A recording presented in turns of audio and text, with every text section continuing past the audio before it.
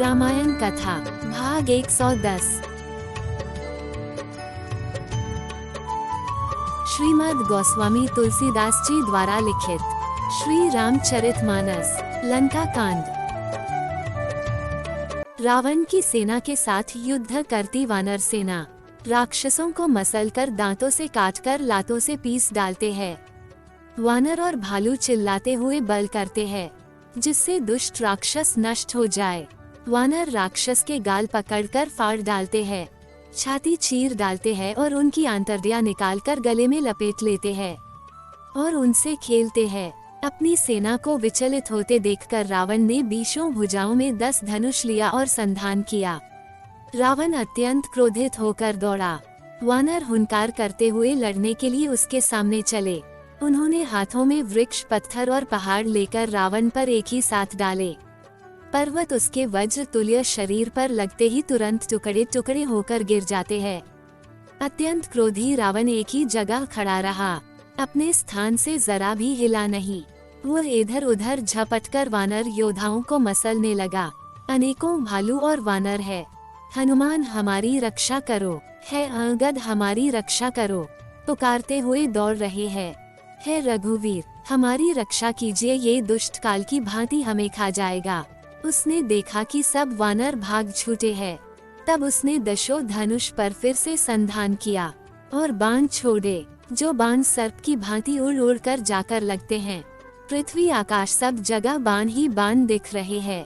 वानर भागे तो कहाँ भागे, अत्यंत कोलाहल मच गया। वानर भालुओं की सेना व्याकुल होकर पुकार लगा रही है रघुवीर, है करुणा के सागर, है पीड़ितों के बंधु, सेवकों की रक्षा करो हरि। अपनी सेना को व्याकुल देखकर कमर में तरकश कसकर और हाथों में धनुष लेकर श्री रघुनाथ जी के चरणों में सिर नवाकर लक्ष्मण जी क्रोधित होकर चले। लक्ष्मण जी ने रावण के पास जाकर कहा, अरे दुष्ट, वानर भालुओं को क्या मार रहा है? मुझे देख, मैं तेरा काल हूँ। रावण ने लक्ष्मण को देखकर कहा, अरे मेरे पुत्र को मारने वाले में कब से तुम्हें ही ढूंढ रहा हूँ। आज मैं तुम्हें मारकर अपनी छाती ठंडी करूँगा। ऐसा कहकर उसने प्रचंड बाण छोड़े। लक्ष्मण जी ने सबके सैकड़ों टुकड़े कर दिए। रावण ने करोड़ों अस्त्र शस्त्र चलाए। लक्ष्मण जी ने उनको तिल के बराबर करके काटकर फेंक दिया। फिर अपने बाणों से उस पर प्रहार किया और फिर रावण के रथ को तोड़कर सारथी को मार डाला। रावण के दशों मस्तकों में 100 बाण मारे। वे बाण रावण के सिर में ऐसे घुस गए जैसे पहाड़ के शिखरों में सर्प प्रवेश कर रहे हों। फिर 100 बाण रावण की छाती पर मारे। तब वो पृथ्वी पर गिर पड़ा, उसे कुछ भी होश न रहा। फिर मूर्छा टूटने पर वो प्रबल रावण उठा और उसने वह शक्ति चलाई जो उसे ब्रह्मा जी ने दी थी। ब्रह्मा जी की दी हुई प्रचंड शक्ति लक्ष्मण जी के छाती पर जाके लगी। वीर लक्ष्मण जी व्याकुल होकर गिर पड़े। तब रावण लक्ष्मण जी को उठाने लगा। लक्ष्मण जी तो ब्रह्मा के दिए वरदान का मान रखकर गिर पड़े थे।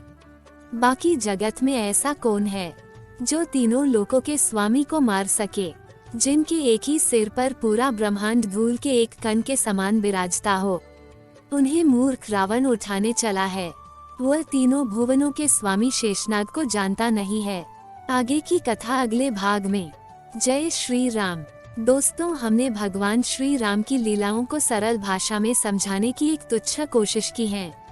आपको हमारी कोशिश अच्छी लगी हो तो वीडियो को लाइक कीजिए और चैनल को सब्सक्राइब कीजिए। कमेंट में जय श्री राम लिखिए।